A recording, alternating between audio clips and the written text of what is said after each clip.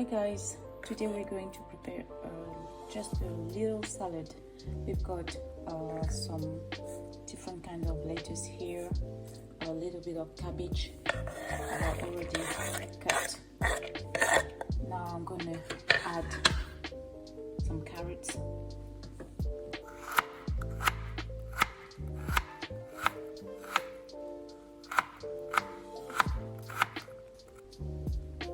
Now I'm adding carrots and then potatoes that I've already cooked.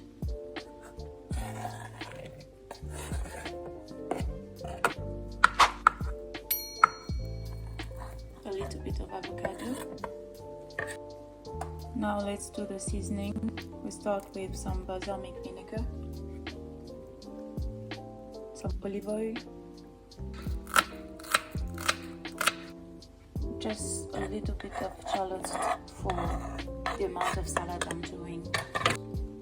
Shallots are very strong, so I just put a little bit because the salad is not very, it's not a lot. Let's add a little bit of salt.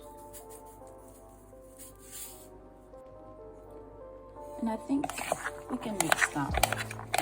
Let's see how it goes.